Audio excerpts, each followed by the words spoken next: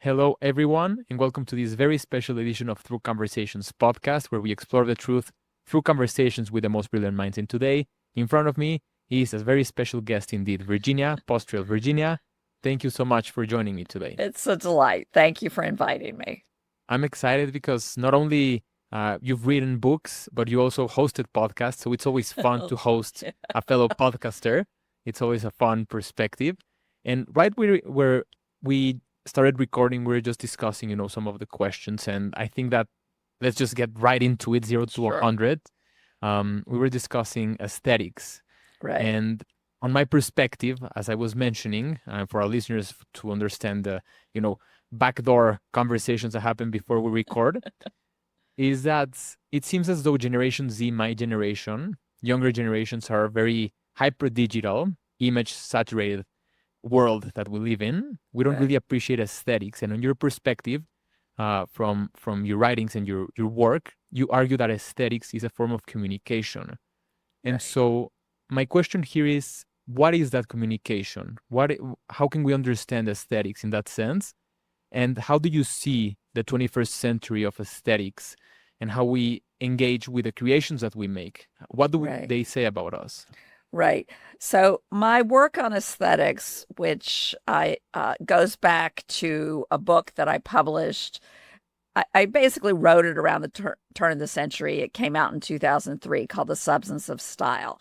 And there I was very specific. Aesthetics has multiple meanings, one of which is the philosophy of art, which is not what I'm talking about. And I sort of simplified it down to the look and feel of people, places, and things. Now, that's a little oversimplified because aesthetics can include sound, it can include taste, anything that engages the senses.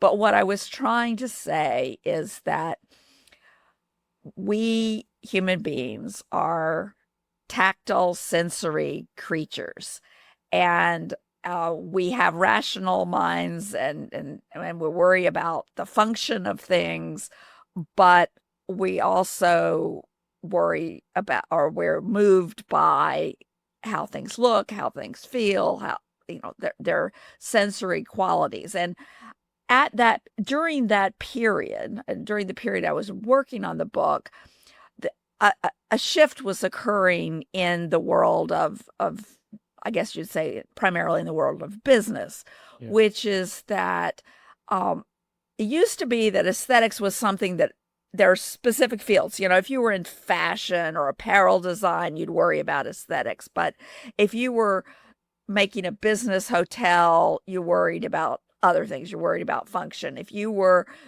selling coffee to go, you worried about price and quickness and stuff. And what happened, and electronics were notoriously, they're all sort of putty colored and they were just functional. And you'd look at the specs and it would all be about the power. And what was happening around the year 2000 and in the early parts of the century is you're having this shift where in these areas where function had been king, or function including price, you were starting to see what I called aesthetics as a differentiator. And the one of the things was what was going on when Apple went from having like 2% of the market and being on its deathbed, and Steve Jobs came back and he introduced an aesthetic vision, was all these sort of candy colored computers right around the turn of the century, and then suddenly everybody was making everything, irons, kitchen devices, everything was suddenly made out of that candy colored plastic because everybody loved this sudden, it was pretty all of a sudden. Yeah. And you had Target get into being more than just a discount store, but offering products that had this aesthetic element to them. And I mean, Target still does that today, but today it's more selling the name of the designer. Whereas in this period, they did use Michael Graves, who was a famous architect and designer, but he was only famous to a tiny little percentage of the population. Most of the people who went into Target and loved his toasters or whatever never heard of Michael Graves. They just thought oh, I'd like a cool toaster. So this was going on, and I wanted to address the question, which is a long-standing question, particularly in the sort of Anglosphere, the Anglo-American world, which is that isn't this just a ripoff? Aren't you paying for nothing? Aren't you just being manipulated? Because we have this very puritanical, for lack of a better term, heritage that says all of that stuff should be irrelevant. And I wanted to look at, now, wait a minute, what do people get out of this? And designers would often talk about what they did. Designers solve problems is the phrase that everybody learns in design school. Hello, everyone, and thank you for allowing me to interrupt this episode. I have a huge announcement that I'll be sharing with you just now. My first book ever is out now, called The Time Is Now, a guide to honor your time on Earth. This was a 2-year project that's been in the works. It's a tough love guide to honor your time on Earth. This book will show you how to reclaim your time and energy for what truly matters. Click the link in the show notes and you're gonna see also the link to the domain here, timeisnowbook.com. Order a copy for your loved ones, and I'm so excited for you to dive into it. Thank you. Excuse me, but they would never talk about what kind of problems they solved. And it seemed like, well, what are they, like cheaper, less competent engineers? No, they solved all different kinds of problems. And the problems that I wanted to focus on were the problems of pleasure and meaning. That is, how do you give people pleasure and how do you give people meaning through your work? It may be meaningful to you, but if you're selling something, why would somebody find meaning in the way it looked and felt? And so I looked at, the pleasure sort of explains itself, and we need to remember that. That's, what do people like? One of the things that differentiates a really talented designer from a workaday designer is the ability to tap into the moment, the zeitgeist, what looks right, feels right, sounds right now versus in the past, because we have this hardwired thing that we notice changes more than levels. So, and this gives us fashion. I mean, it's not just something that people manipulate consumers to sell more products. It may have that effect, but even if something is really beautiful, if it's around for a lot of time and you get used to it, you don't notice it as much. And so you have a desire for variety. So that's kind of one aspect of the pleasure side, aside from the obvious ones of, it when you see it, it when you feel it. Then there's the idea of meaning. And in that book, The Substance of Style, I talked about meaning in the context of identity, that whether it's a brand's identity or a person's identity, we create signals through aesthetics, signals to ourselves and signals to the world by a process of standing out and fitting in. So, you tend to dress, I don't know about you personally, but I would guess most of us tend to dress more or less like our friends and colleagues, not because we're wearing a uniform and not because we're being deliberately copycat, but just because it's like a form of identification. And yet at the same time, we try to dress like ourselves. So we also stand out. And the same thing is true if you're designing a product. What kind of product is it? If you're designing a detergent box, you're probably not going to make it black. Mm-hmm. Although sometimes a little breaking the mold works. I remember this was back in the 90s, maybe even earlier. There was a popcorn snack food that had black packaging. So it really stood out because normally snack foods don't. But you want to, that's why when you go down a certain aisle in the grocery store, the products have a certain similarity because they're in the same category, but they need to stand out individually. So those are standing out and fitting in. And I sort of boiled this all down to two things. I like that pleasure and I'm like that meaning. Okay, so that was back in 2003. All of that stuff, that the what was the business trend long ago became incorporated into our world. I mean, nobody thinks it's unusual that Starbucks has somebody obviously designing their interiors, or a restaurant, has somebody thinking about how it looks, or even actually somebody pointed out to me, it's not in the book, that during that period, restaurant designers started realizing that the bathrooms in the restaurant also needed to be attractive, not just clean, not just functional, but not to break the spell of the nice environment of the restaurant. So that was that. Then later I came out in 2013, The Power of Glamour.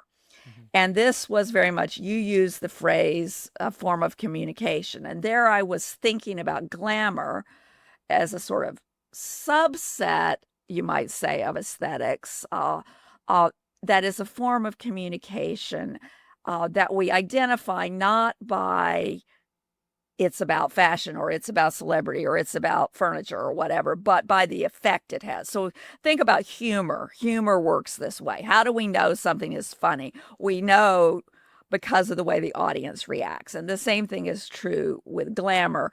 Only instead of being funny, it gives us a sense of projection and longing. If only the world were like that. If only I could be like that. If only I could be with that person. If only I could have that job, or live in that city, or, life would be perfect if I lived in that house, is the title of a book by Megan Daum that sort of captures this sense. And in that book, I sort of analyze different aesthetic elements that you find in glamorous imagery. There's always a sense of escape and transformation. There's a kind of grace that's artificial, that anything that might distract is sort of removed, and those can be flaws, or they can be boring things, or they can just be things that don't seem to belong. You can overdo it. If you over retouch, you lose the mystery too, because you lose the spell, because it's too obvious. And then the third is mystery. And glamour, like comedy, can be either spontaneous or calculated. People try to write comedy. Now, whether it works depends on the audience, and the same is true with glamour. And that kind of communication, it's a nonverbal communication. You show people a sort of a vision that resonates with them and makes them want to be in that world. And so was the analysis of glamour, and it takes many different forms. It depends on the individual. It depends on the culture. It depends on, what they want. What is it that you long for? Do you long for love, or do you long for adventure? Different things might resonate. Do you long for respect, or, to be special? These sort of baseline things are very widespread, but then what represents it to you might be different. So one person who wants to be special, they might imagine, winning an Oscar or something like that. Another person might find the images of the U.S. Marine Corps as the few, the proud, the Marines. That might be what they resonate to. And the underlying desire to be special is the same, but the personalities are very different in other ways, and so they resonate to different things. Another person, might they want to go to an elite college, or they want to win a Nobel Prize. Whatever. It's different things. So all of that is, kind of my history of writing about these things. Now, an interesting thing that brings us to our image-saturated world that happened between the time I wrote The Power of Glamour, which it came out in 2013, which means I finished it the year previous, and the time that I was kind of giving talks and stuff, so that maybe like 2014-ish, something shifted in the culture. So when I was writing it, people would ask me, how can there be glamour in a world where celebrities have like sex tapes, and Paris Hilton and Kim Kardashian had gotten famous from, this kind of scandal. And this is not very mysterious and it's not very aspirational. And, how can that be? And my answer to that was, that's one way to be a celebrity. There are many other ways to be a celebrity. There are celebrities who deliberately cultivate a sense of mystery, and I talked about some in the book. I remember Kate Blanchett was an example. But after the book came out, then everybody started asking me, hey, look at Instagram. Hey, aren't we all creating glamorous visions of our lives? And yeah, I think that's very true. What happened with social media, especially as it became more and more visual, so the rise of Instagram and then, uh, video in various forms, all of this, is that one thing people did with those mediums, not the only thing, but particularly with Instagram was very dominant, was create, sort of curated, perfect visions of, it could be the food that they have and it affected the restaurant industry where people started making Instagrammable dishes and that sort of, where you create this sort of glamorous version of your life. It's like, and I always think that like 10 years later, you look back and you go, wow, my life was so much better back then, because you forgot all the stuff you edited out. But it does create this problem in society where you may realize what you're editing out, but other people looking at your vision, your glamorous version of your life, they might think that's your real life, and then they compare it to their real life and they think, oh man, my life is so terrible, I'm so ugly, I have such problems, blah blah blah, and it can become very depressing. So glamour is kind of this double-edged sword, which is, on the one hand, a glamorous vision of something can be very aspirational and inspiring. There have been people in very difficult circumstances who have sort of were able to get over their difficulties because of something that was glamorous and that inspired them. Or it could just be more concrete, like you have a glamorous vision of a certain job and you pursue that job. And like when you get the job, you still like the job. It's still, you might even still say, this is my dream job, but it's still your job. And now you see all the things that got edited out, right? And this actually happened to me in my youth, but it was good. All that was good. But there is this other thing that if people imagine that that's reality, if they forget what's being left out, it can create bad effects. It can create depression, like we often talk about in terms of people looking at social media, in terms of, there were all these very glamorous visions of the future in the early to mid 20th century that today people sort of hark back to. Why can't we get back to that? But they also envisioned things like, tearing down urban neighborhoods and putting freeways through. And when that happened, things were lost that people hadn't necessarily thought it through. I'm not saying every single thing like that was was bad, but there were these. It's very easy to make a glamorous architectural plan and not think about what is it really going to be like to like live in that world. So anyway, a lot of talking. I should let you ask a question. No, I mean, I'm everything that you just said. It's uh, I appreciate it, and it's very insightful because you touch upon many things, both on a micro and macro scale. For example, you mentioned the word spell. What kind of spell does Yeah. A certain fabric, a certain Right. Glamour, actually, the word glamour originally meant a literal magic spell. It was a Scottish word. Scottish was a separate language from English. And it meant like you cast a glamour on something and they saw, on somebody, and they saw things that weren't really there. So that element of magic and illusion is still in the word, but we don't tend to use it literally anymore. Yeah, and I'm thinking of, positively, like trying to engineer it in a way that spell is optimistic in, Right.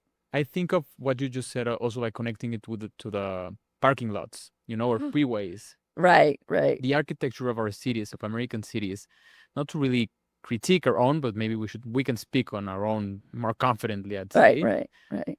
You compare it with other cities or in other urban cities, the walkable, Yeah, lifestyle, right, right, right, the connection between the city and ourselves. It seems as though uh, we lost that spell. We lost, right, for matter of growth or for matter of demand, which, right, anything has its justification. But at right. the end of the road, you see this, we see these developments, and we start thinking like maybe a parking lot can become a park.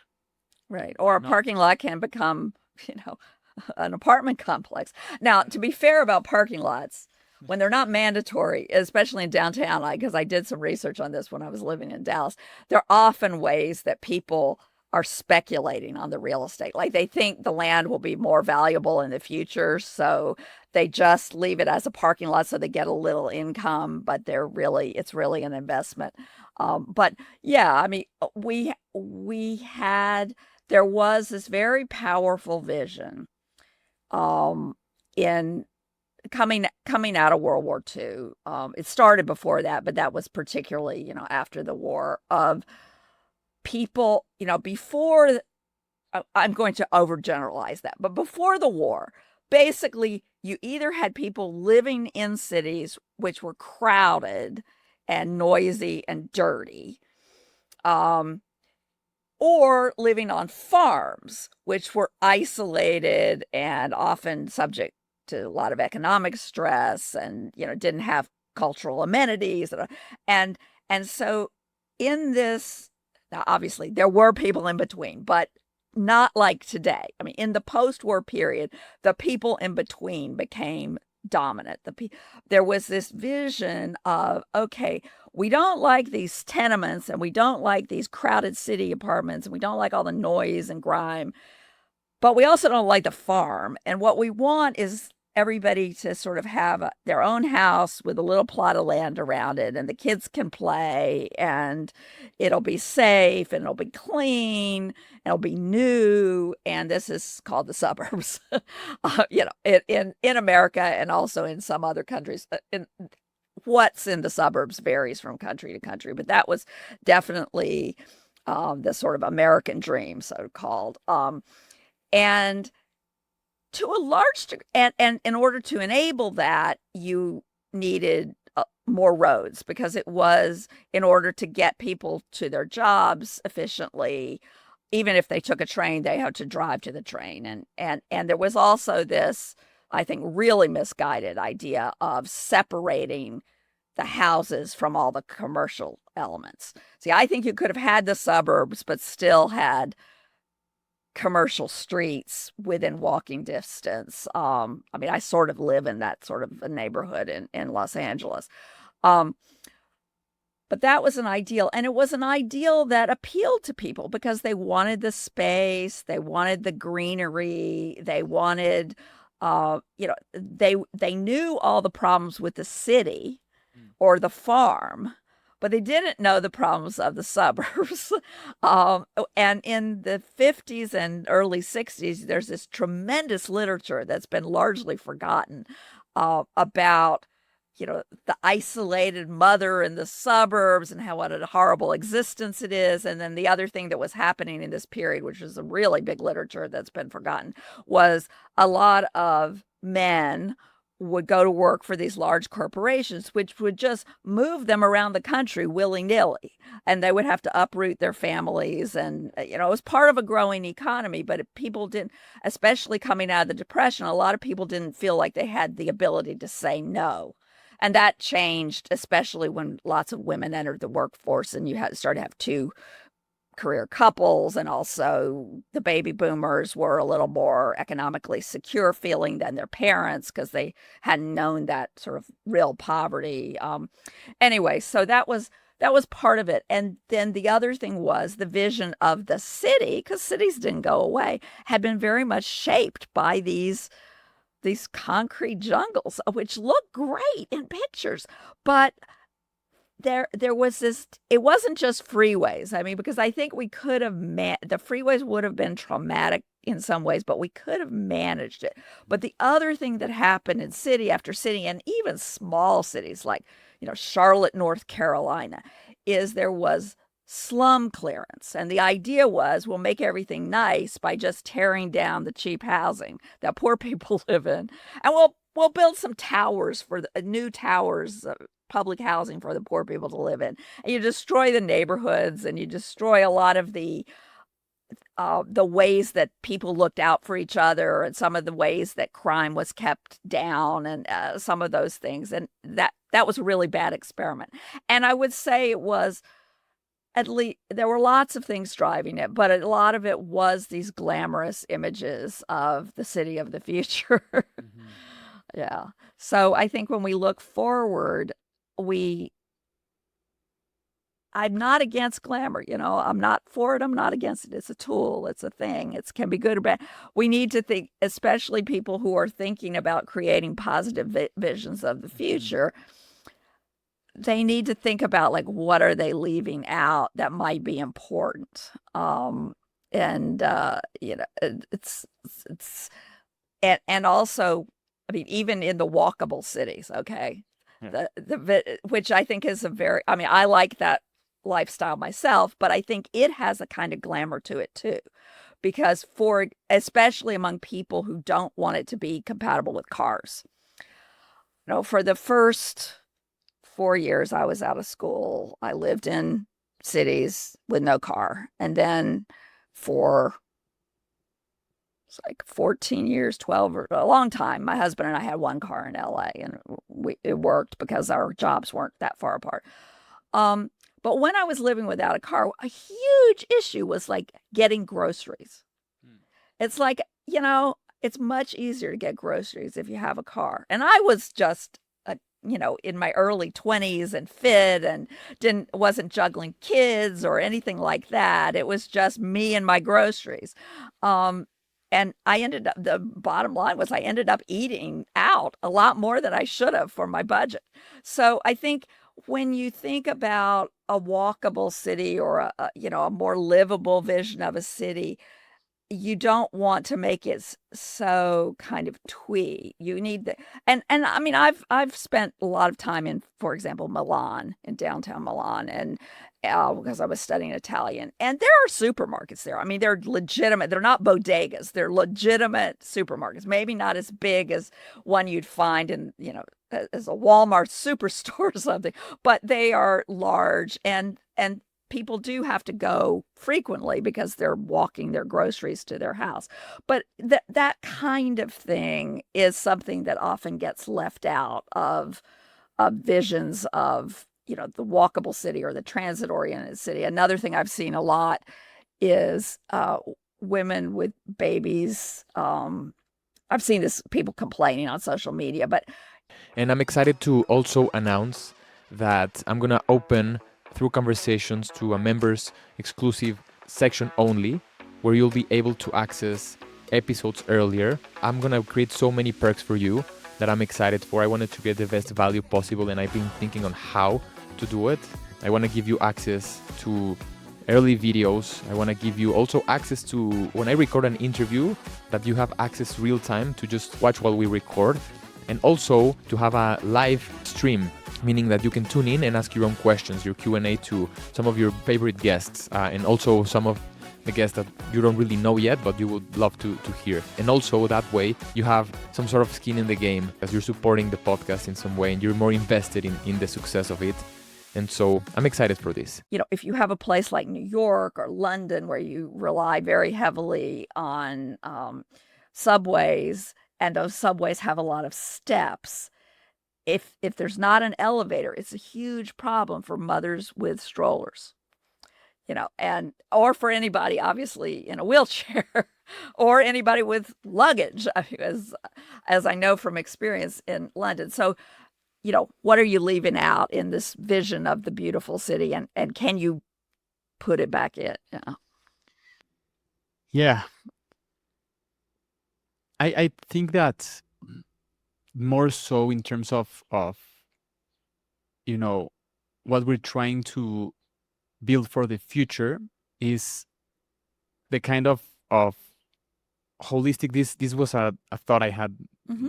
back in, I think, this week preparing for the interview, was that everything that we do as a society brings upon that narrative of the nation, of the society that we live in. So for example, let's put one word that I think you really like a lot is dynamism, right? Yes, Let's right. think about Yeah, American dynamism. Let's say that we're trying to pursue that for the right, future. And so I was thinking, if we're going to think of that, we have to have the best. I'm a huge baseball fan, so we have to have the best baseball league. We have to have the Dodgers times 10, times 100.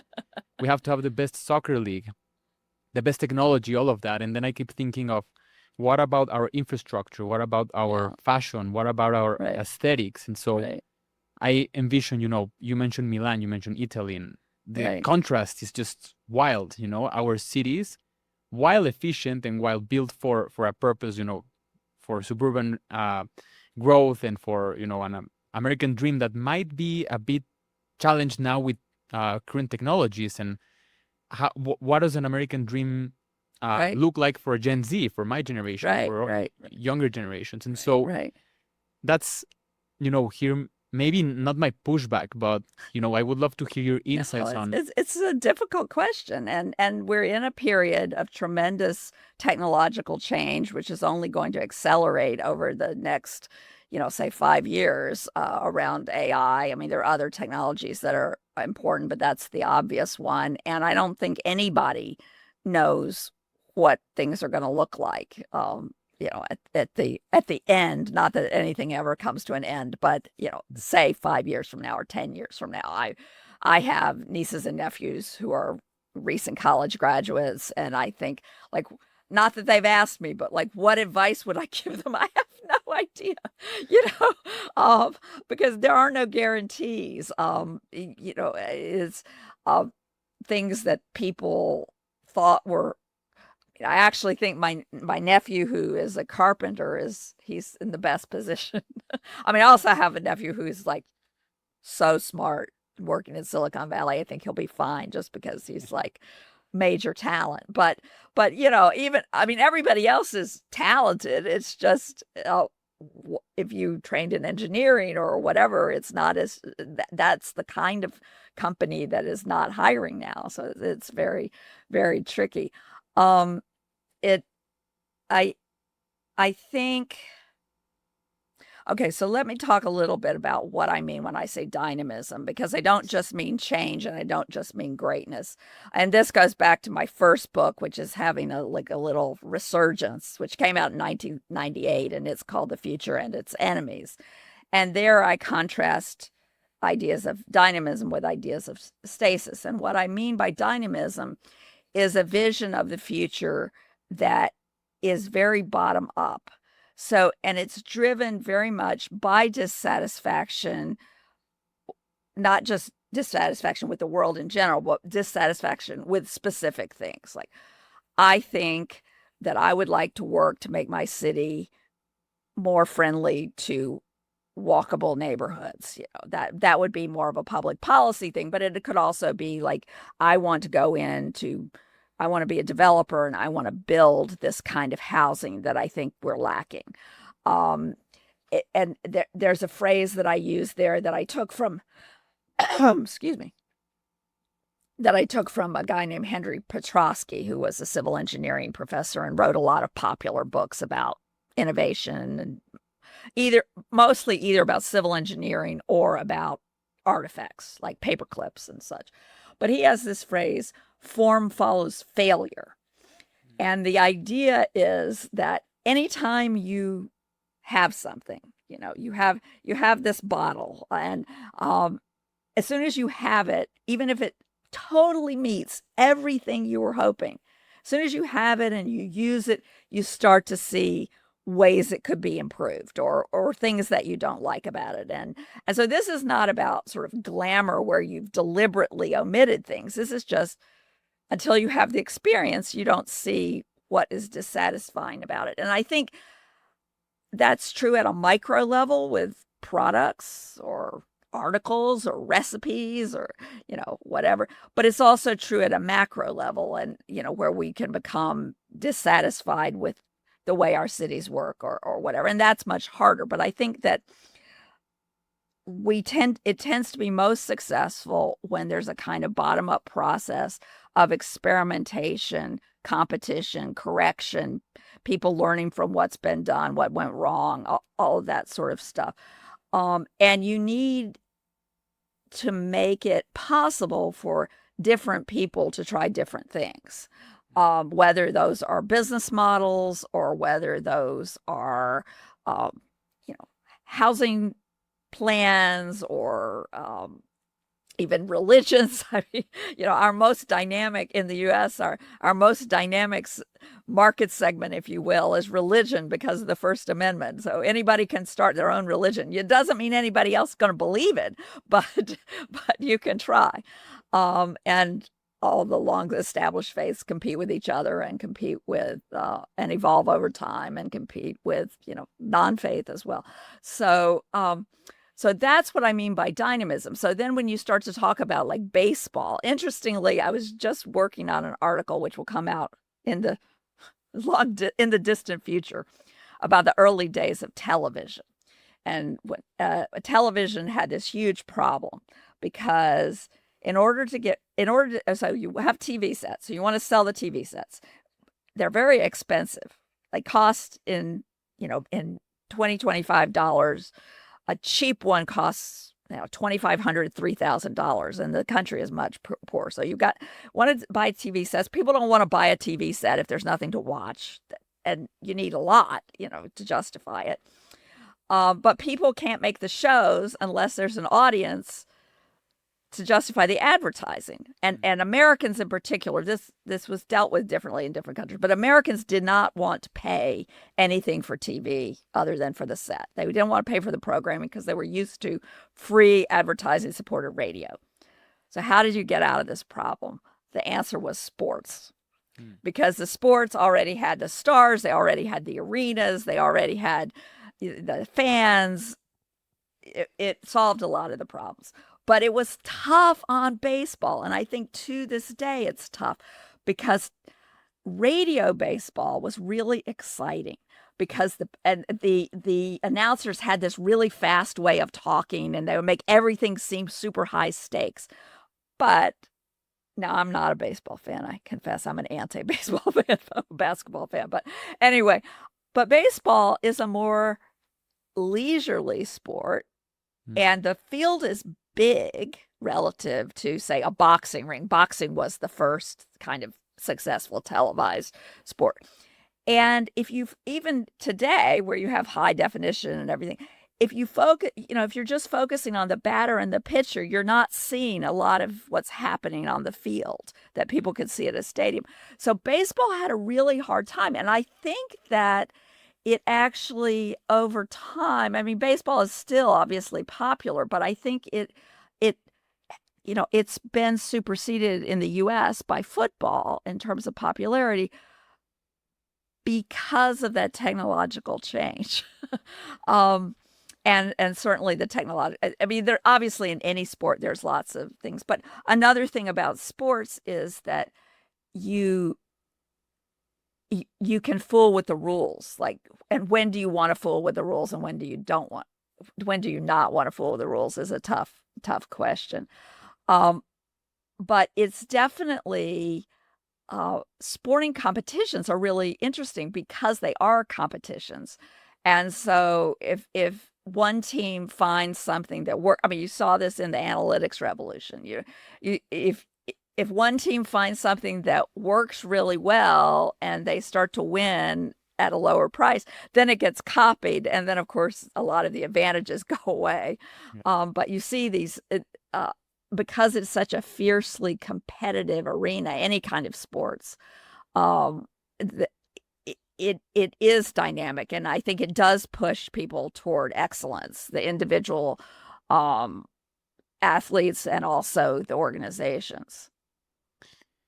Yeah, I listen. You have to give a shot to the Korean style of narration of broadcasting because they, for example, yesterday or the day before, there was an inside the park home run, which is one of the most exciting Right, plays. that is exciting. Yeah. And I'd agree with you. You know, the American broadcasting has become, kind of robotic, but it's improving.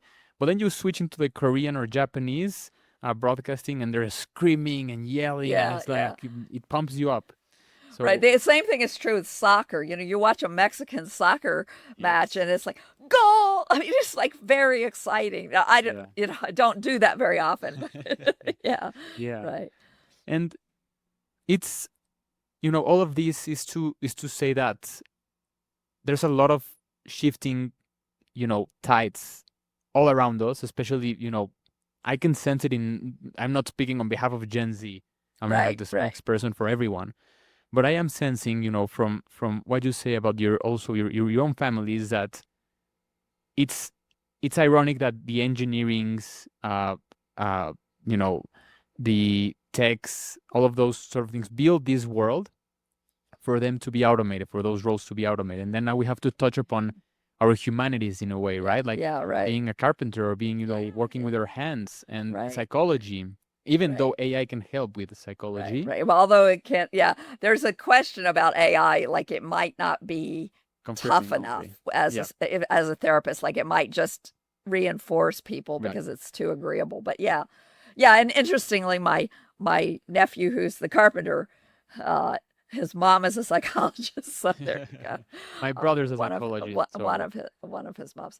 yeah. But anyway, yeah. So I think there are no certainties, and I've lived through this myself. I mean, when I became a journalist coming out of school in 1982, journalism was a profession where you were never going to get rich, but if you were good and you worked hard and you climbed, you could have a very solid career. Mhm. Since the turn of the century, really, and particularly in the last maybe 15 years, that's not true. And in fact, even though I'm in the, upper tail of success, it's very, very hard. I mean, I get along basically because don't have kids, already have a house, there are things like that that make it possible for me to do what I do.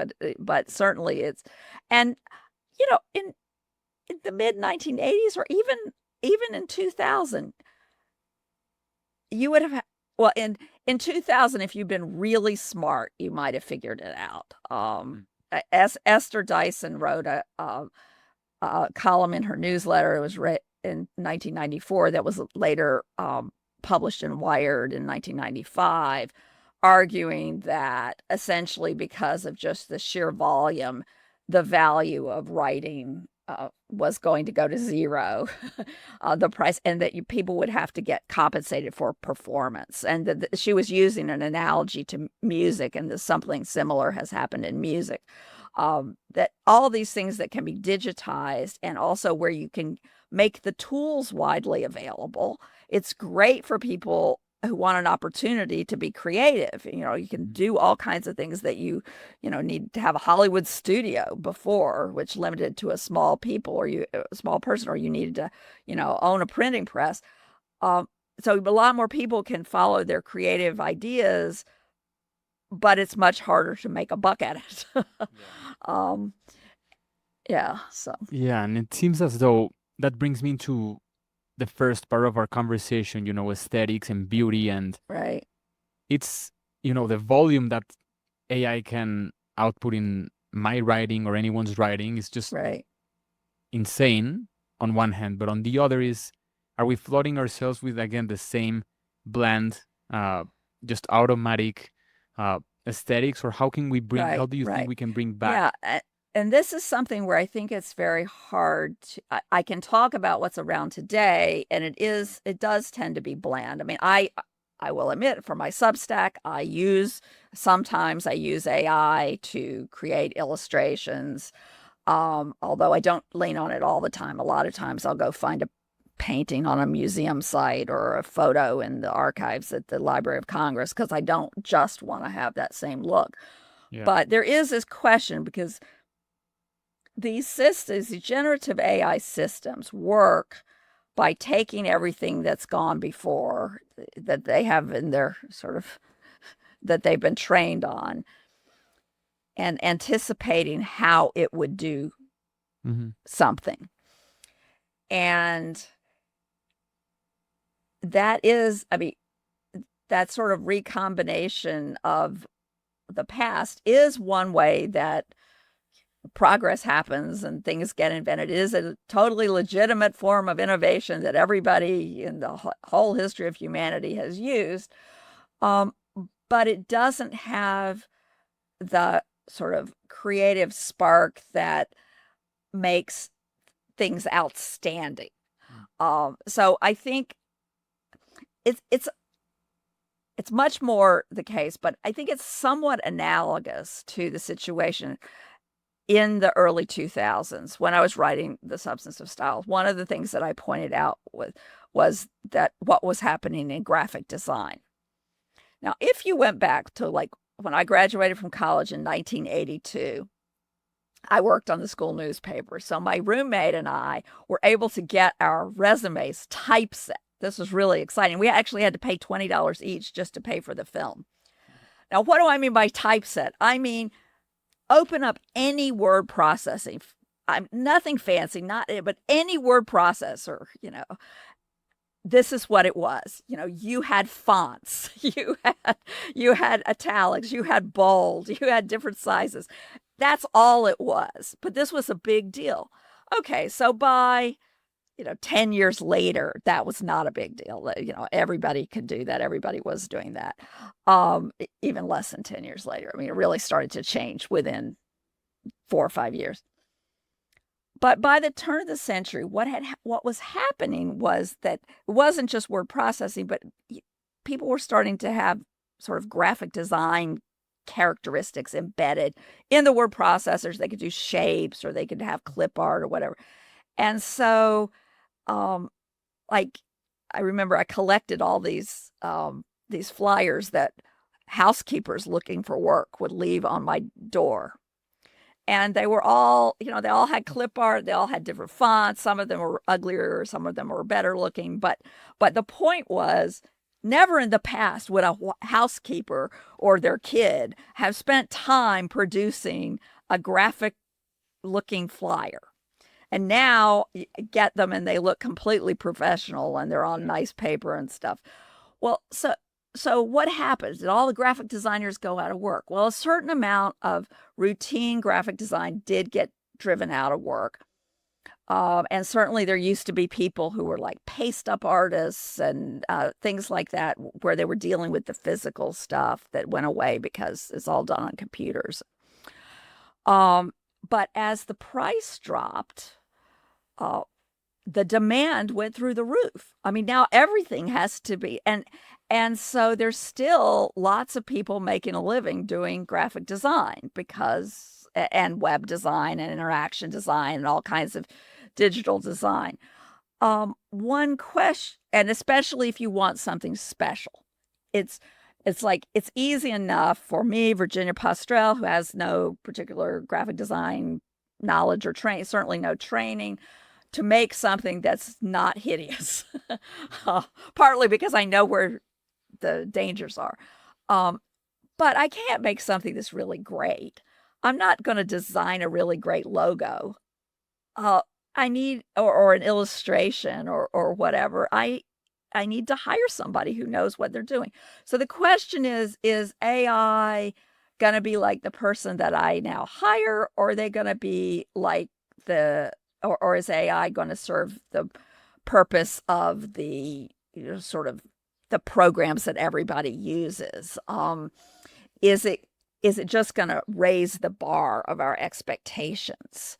And that remains to be seen. Or in the short run, there is going to be a lot of boring, ugly, or not necessarily ugly, but just nondescript stuff, a lot of writing that is what, people get given a Yeah. B in college for, because the professors can't really give them the C that they deserve, Hmm. because um, it's okay, but it's not good. It's like, except that the AI spell things better and have more correct grammar than the more consistently good grammar than the B students. And those B students are now in trouble if they were coming out of school and trying to get jobs writing press releases or whatever, Yeah. because they're not good enough. So I don't know. I mean, at this point, nobody knows. Nobody really knows what's going to happen, because partly because we can tell some things that it's good at. We know it's going to be good at, but there's still a bunch of problems. And the question, are those problems intrinsic, or are they going to be overcome? Hmm. How bad is hallucination going to be? Uh, yeah. So, Yeah. but I do think people who go to the trouble to learn, learn themselves from the sort of heritage of the humanities, of art, who learn to work with their hands, all of those kinds of things.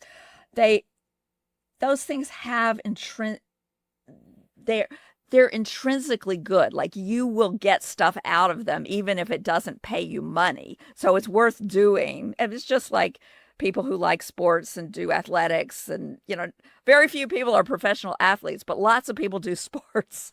Yeah. Um, and it's worth it even if you're not getting paid for it. So I think that we may see a turn towards some of that, and more of that, and some of that.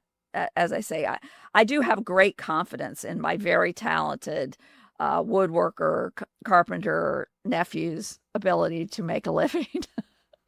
Yeah. Well, it's gonna be a really dynamic Yes. technological future for sure. Um, but it'll allow us, at least the way I see it, it'll allow us to connect with the fabric of our civilization. See what I did there? See what you did It'll there. Yeah. it'll allow us to go back into, the I guess this will be my last question. I'm being mindful of time, but regarding, fashion and beauty and aesthetics, and maybe as we see AI becoming more and more automated with the boring jobs that we don't want to really do, Right. that we're maybe unfortunately given societal situations, demographics, we have to do, but now they'll become automated. We might see more art flourishing. We Yes, might I see think more, that's yeah. yeah. And go ahead, go ahead. Yeah, I think that's, I mean, this sort of, it depends on the tools, and it also depends on our time. But I think if if a lot of things that we pay for now become essentially free, in the short term, that's very disruptive, because there are people getting paid to do those things. But, as I write in The Fabric of Civilization, which you mentioned, before the Industrial Revolution, women all over the world spent all their time spinning. Just just the amount of thread you had to make was just unbelievable. It takes, 6 miles of thread to make the cloth for a pair of jeans. And before the Industrial Revolution, the fastest spinners in the world would have taken like 100 hours to make that much thread. And so you have spinning machines, and that sets off what we know as the Industrial Revolution. But just the spinning alone, not just the things that followed onto it, is this huge liberating force. On the other hand, there were a lot of people who short term lost their income, which was much worse in those days than it is today, because the society was much poorer. Um, and so people had, there was less safety net, whether that, I don't, there was less government safety net, but all the forms of safety net, family, churches, savings, anything. There was much less of that than there is today.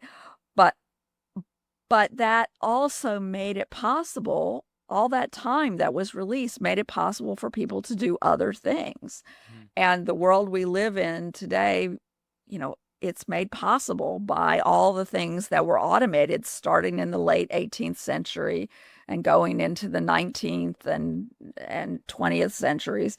Um, lots and lots of things that used to take a lot of time are quick now. And this is another version of that. So I think that your instinct that with that kind of routine stuff automated, I mean, it's the kind of routine thinking, if you will. It's not real. Well, I don't know. It's a philosophical question whether it's Yeah. thinking, but that sort of thing automated. Maybe other things that appeal to our senses, whether it's art, visual art, music, dance, massages, weaving for fun, whatever. That may be how people spend a lot of their time and how they get a lot of the satisfaction in their life, whether or not that's their job. It'll be, I hosted once Neil deGrasse Tyson, and I told him that I would love to see, you know, more Vincent Van Goghs come up, more Da Vinci's because of AI, not having AI replace Right, that, but right, having that as a companion, as a leverage tool, because my creativity, like you say in your Substack articles, if your creativity is flourished and leveraged by these tools, then by all means, let's right, use them. right, But it'll allow us at the same time, I think that tap into what you just said, tap into, asking ourselves, how can we define beauty in this modern world? right, How can we really shape a future where not it we don't even have to discuss bland, the word bland, but right, that really inspires and incites within us, energy and right, passion for a living. And so I think it'll be, again, like you say, how we use these tools. right.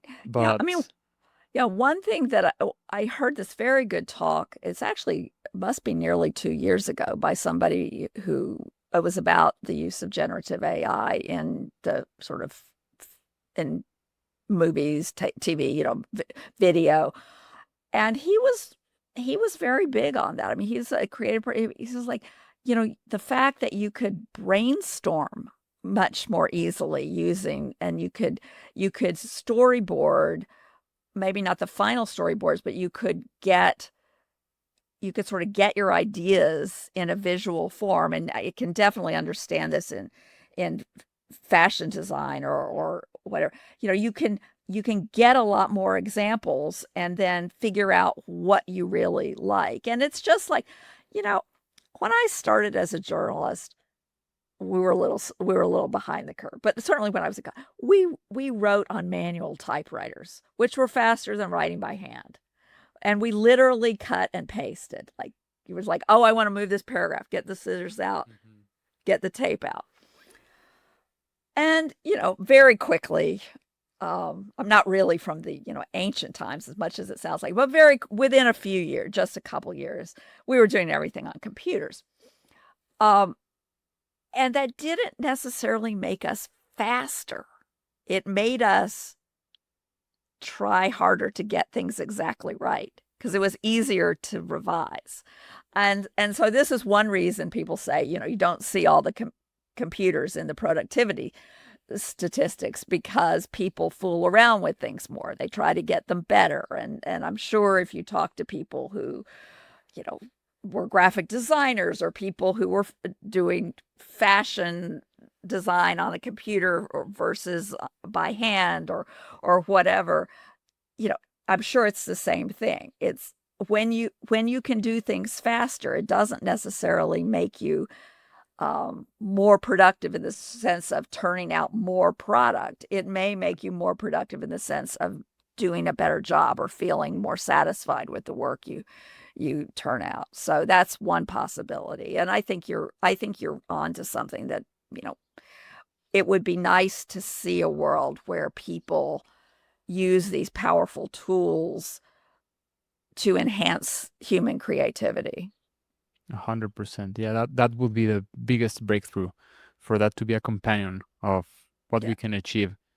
Virginia, as we close up our conversation, which has been really insightful, I believe our listeners would really appreciate it, is where would you like to see all of this that we've discussed, all of these trends, all of these, you know, this conversation of beauty aesthetics, where would you like to see, where it all goes into, where it all becomes, how can we really tap into, again, like we say, leveraging our creativity to Right, right, bring that passion, that meaning back right. again? Well, I will say that over the course of my career and my life,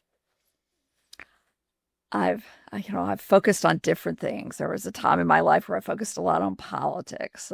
There were, um, and what I've come to sort of understand, especially after writing The Fabric of Civilization, which is a, history of humanity, a global history of humanity through the lens of textiles, is that the kinds if you're concerned about what endures, and I think all of us have at least some belief that we would like to leave our mark in some way, even if no one 10 years after we die remembers us, but that there's something in the world that we've done. Well, obviously, one thing, the central thing that human beings do is produce more human beings, have children. But another thing that we do is we leave these legacies of the things we create and the things we discover, and that is art and artifacts, and it even falls in cultural practices and ways of making food, all of these things that make up human culture. And one of the things that I am very interested in is the idea that increasingly we can see this as human culture, not just as one country or one race or one tribe or one continent or whatever, that we have had a kind of true globalization for the first time in human history, where pretty much, leaving aside the North Koreans, pretty much everybody is in touch in one way or another with everybody else. And that means that we really share this common heritage. And I think one thing that is a great pleasure is learning more about those things, like really, reading unfamiliar literature, studying unfamiliar art, traveling to unfamiliar places, or reading the same literature that you love multiple times, seeing the same art that you love multiple times, etc. And also trying to create whatever it is that we are whatever moves us as individuals. And again, I have to shout out for the sports people. Sports is very ephemeral. Dance is very ephemeral. Those sorts of things are very ephemeral. And yet I have seen with my own eyes mosaics honoring ancient Roman athletes by name. So even that can last a long time. Virginia, thank you so much for joining me today. It's been an honor to listen to you, and I hope to host you again soon. I'll share with our listeners your Substack. Hopefully, they'll get to read more of your work. And funnily enough, the year I was born, you said that one of your books is making a turn. Oh So I'll yeah, look 98. as You're well. born in 98. Yeah. Yeah. So thank you for that recommendation as well. I'm gonna read Okay. into that, and thank you for joining me today. All right. Thank you for having me. It's been a pleasure.